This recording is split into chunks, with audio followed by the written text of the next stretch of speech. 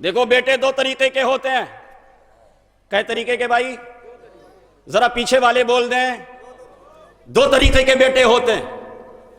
ایک بیٹا ہوتا ہے لائق، دوسرا بیٹا ہوتا ہے نالائق. لائق بیٹا کون؟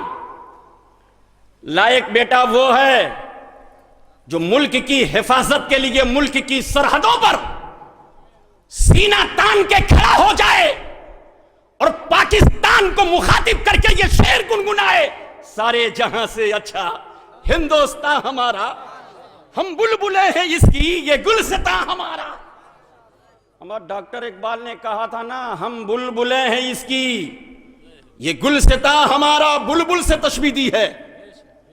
اچھا ایک بات دیکھو کہ ڈاکٹر اقبال نے کہا ہم بلبلیں ہیں اس کی یہ گلستاں ہمارا. ڈاکٹر اقبال نے یہ کیوں نہیں کہا ہم کوئل ہیں اس کی یہ گلستاں ہمارا، ہم گوریا ہیں اس کی یہ گلستاں ہمارا. ہم یاد رکھو ڈاکٹر اقبال کوئی اور چڑیے کا نام نہیں لے رہے ہیں، تشبیہ دے رہے ہیں تو بلبل سے. ہم بلبلیں ہیں اس کی یہ گلستاں ہمارا. یہ ڈاکٹر اقبال نے بلبل سے تشبیہ کیوں دی؟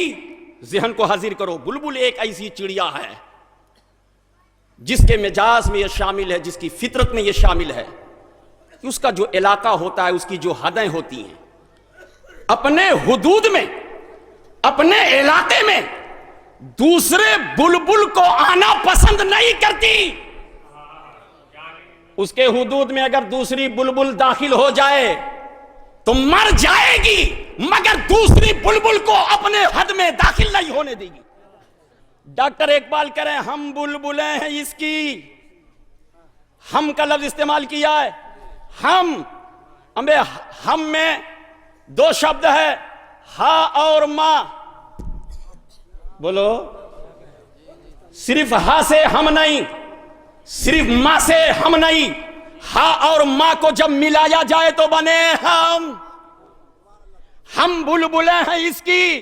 ہا سے ہندو، ماں سے مسلمان. ہم بلبلیں ہیں اس کی یہ گلستاں ہمارا. ہم ایسے اپنے ملک کی بلبل ہیں کہ اپنے ملک کی 1 انچ زمین ہم دوسرے بلبل کو نہیں دے سکتے ہیں. مر جانا تو پسند کریں گے لیکن اپنے ملک کی 1 انچ زمین دوسرے ملک کو نہیں دے سکتے. نعرے تکبیر، نعرے رسالت، ذکر شہید اعظم کانفرنس، نعرے تکبیر، نعرے رسالت. یہ اور بات ہے کہ آج تاریخ کو توڑ مڑوڑ کے پیش کیا جا رہا ہے. اس ملک کی آزادی میں تاریخ نوٹ کر کے جاؤ اور عام کرو، سیکھو، جاننے کی کوشش کرو. اس ملک کی آزادی میں 150 سے کہیں زائد علماء کرام نے اپنی جانیں قربان کی ہیں، تب جا کے آزادی کا سپنا اپنا بنا ہے.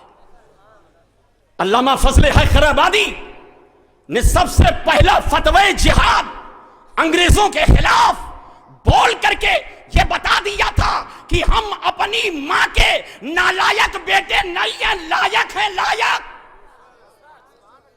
شہید اشفاق اللہ خان نے ملک کی حفاظت کے لیے پھانسی کے پھندے کو چوم کر لوگوں کو بتا دیا تھا ہم اپنی ماں کے نالائق بیٹے نہیں ہیں، لائق ہیں، لائق.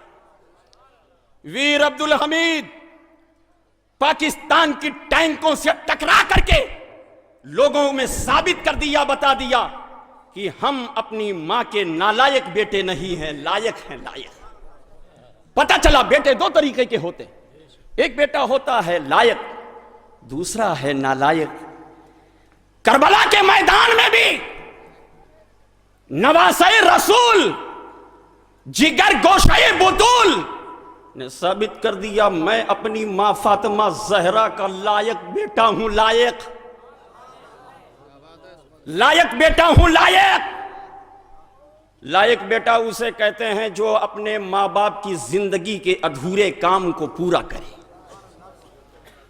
چونکہ حضرت فاطمہ زہرا کا سجدہ پورا نہ ہو پایا تھا، سر کو سجدے میں رکھتی، رات گزر جاتی، رات لمبی ہوتی، فاطمہ زہرا سر کو سجدے سے اٹھاتی تو خدا کی بارگاہ میں آنکھ میں آنسو آتا ہے، پروردگار تو نے کیسی چھوٹی چھوٹی راتیں بنائی ہیں. اتنی لمبی رات بنا دے کہ فاطمہ دل کھول کے عبادت کر لے, فاطمہ دل کھول کے سجدہ کر لے. گویا کہ فاطمہ کا سجدہ ادھورا رہ گیا تھا.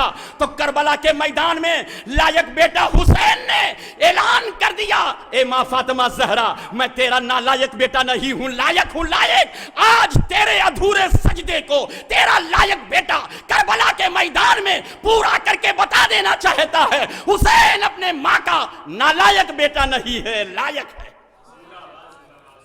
حضرات گرامی, اس لیے ضرورت اس بات کی ہے کہ ہم اپنے مذہب کو پہچانیں.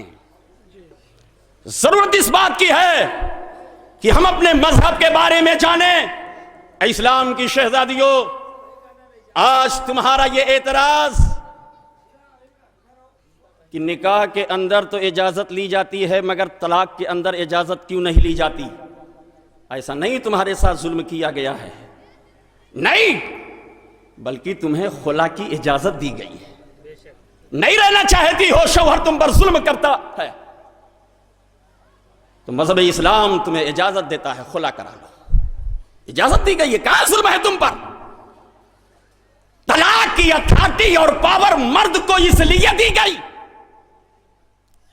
تمہیں اس لیے نہیں دی گئی تاکہ شوہر کا اعتماد تم پر بحال ہو جائے, شوہر کا اعتماد تم پر بحال ہو جائے.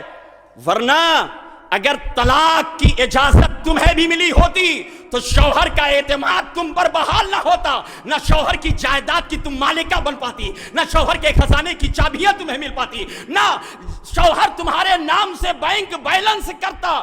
گویا کہ شوہر تمہیں اپنی جائیداد کی مالکہ بھی بنا رہا ہے, اپنے خزانے کی چابی بھی دے رہا ہے, بینک بیلنس بھی تمہارے نام سے کر رہا ہے. وہ یہ سمجھ رہا ہے کہ جب تک میں طلاق نہیں دوں گا یہ ہمارے نکاح سے آزاد ہو ہی نہیں سکتی. اگر مذہب اسلام نے تم کو طلاق کے اندر اجازت نہ دے کر کے تم پر ظلم نہیں کیا ہے, بلکہ تمہارے ساتھ انصاف برتا ہے, تمہارے ساتھ انصاف برتا ہے. ان اسلام کی شہزادیوں نے, ماڈرن ٹائپ کی عورتوں نے اعتراض کیا کہ جب ایک مرد 4 بیوی رکھ سکتا ہے تو ایک عورت 4 مرد کیوں نہیں رکھ سکتی ہے. یہ مذہب اسلام نے عورتوں کے ساتھ ظلم کیا ہے. اگر مرد بیک وقت کھلا سکتا ہے, پلا سکتا ہے, اس کے اندر طاقت ہے, تو 4 بیوی رکھنے کی اجازت شریعت مذہب اسلام دیتا, تو پھر عورتوں کو کیوں اجازت نہیں؟ بھائی یہی سوال تو امام اعظم ابو حنیفہ کی بارگاہ میں آیا تھا, یہی سوال آیا تھا. سیدنا امام اعظم رحمت اللہ تعالی علیہ مسئلے کو حل کرنا ہی چاہتے تھے, اتنے میں آپ کی بیٹی حنیفہ آ گئیں. کہا ابو جان کیا معاملہ ہے, کیا بات ہے؟ کہا بیٹی ایک ایسا مسئلہ درپیش ہو گیا ہے, انہیں جواب دینا ہے. کہا ابو جان یہ سوال بہت چھوٹا ہے, آپ کی بارگاہ میں جب بڑے سوال آئیں گے تو بڑے سوال کا جواب بڑے لوگ دیا کرتے ہیں. حضور ابو جان یہ سوال چھوٹا ہے, اس سوال کا جواب پہلے میں دے دوں, اس سوال کا جواب پہلے میں دے دوں. سیدنا امام اعظم رحمت اللہ تعالی علیہ ارشاد فرماتے بیٹی تو ہی دے دے. سیدنا امام اعظم رحمت اللہ تعالی علیہ کی بیٹی حنیفہ ارشاد فرماتی ہیں 4 عورتوں کو بلایا جائے. 4 عورتوں کو بلایا گیا. کہا ان عورتوں کو بلایا جائے جن کے سینے میں دودھ ہو. بلایا گیا اور 4 پیالے ان عورتوں کے ہاتھوں میں دے دیا گیا. کہا جاؤ اپنے سینے کا دودھ اس پیالے میں نکال کر کے لاؤ. جب وہ 4 عورتیں اپنے اپنے سینے کا دودھ پیالے کے اندر نکال کر کے لے کے حاضر ہوتی ہیں, مجمع لگا ہوا ہے امام اعظم کی بارگاہ میں. امام اعظم کی بیٹی حنیفہ فیصلہ کر رہی ہیں. دودھ آ گیا, ہاں دودھ آ گیا ہے. اب 4 پیالے کے دودھ کو ایک پیالے میں انڈیل دیا. اس کے بعد حنیفہ ارشاد فرماتی ہیں اے عورتوں اب اپنا اپنا دودھ الگ کر لو, اب اپنا اپنا دودھ الگ کر لو. تو عورتوں کے ماتھے پہ پسینہ آ گیا. کہا تھا کہ حنیفہ ایسا نہیں ہو سکتا ہے جب 4 عورتوں کے سینے کا دودھ ایک پیالے میں ملا دیا گیا ہے تو اب وہ الگ کیسے ہو سکتا ہے؟ تو حنیفہ ارشاد فرماتی ہیں یہی تو تمہارے سوال کا جواب ہے کہ جب 4 عورتوں کے سینے کا دودھ ایک پیالے میں رکھ دیا گیا پھر اسے الگ نہیں کیا جا سکتا ہے، تو اگر ایک عورت 4 مرد رکھتی تو بچے کا امتیاز کیسے ہو پاتا؟ یہ بچہ فلاں کا ہے، یہ بچہ فلاں کا ہے، اس بچے کی زندگی کیسے گزرتی، اس کی تعلیم کیسے ہوتی، اس کی تربیت کیسے ہوتی؟ تو مذہب اسلام نے یاد رکھو تمہیں 4 مرد نہ رکھنے کی اجازت دے کر کے تمہیں تمہارے ساتھ ظلم نہیں کیا ہے بلکہ تمہارے ساتھ انصاف برتا ہے۔ مذہب اسلام کو سمجھنے کی ضرورت ہے۔ ہم دعا کرتے ہیں رب کی بارگاہ میں، چونکہ وقت کافی تیزی کے ساتھ گزر رہا ہے۔ علامہ بلیاوی صاحب قبلہ جلوہ گر ہیں، اب پورا مجمع بے چین اور بے قرار ہے حضرت کا خطاب سماعت کرنے کے لیے، اور میں تو ابھی نیا کھلاڑی ہوں اس میدان کا۔ علامہ بلیاوی صاحب تو منجھائے ہیں، بس گفتگو سماعت کر کے جائیے انشاءاللہ المولا تعالی، طبیعت باغ ہو جائے گی۔ حضرت کا خطاب قرآن اور حدیث مبارکہ کی روشنی میں ہوا کرتا ہے، اس لیے پورا مجمع پورا خطاب بیداری کے ساتھ سماعت کر کے جائے گا۔ یہاں سے ایک مرتبہ ذرا وعدہ کر کے بتا دیجئے کہ آپ حضرات حضرت علامہ بلیاوی صاحب قبلہ کو سننے کے لیے تیار ہیں؟ نعرہ تکبیر، نعرہ رسالت۔ بس 5 منٹ کے لیے وہ مولانا ہدایت اللہ صاحب نے جو حکم نامہ جاری فرمایا، ہم نے کہا ایسا وقت آپ نے دے دیا ہے، اما جب سورج نکل آئے اس کے بعد چاند نکلے تو اس کی روشنی کا وجود ہوگا، پتہ چلے گا۔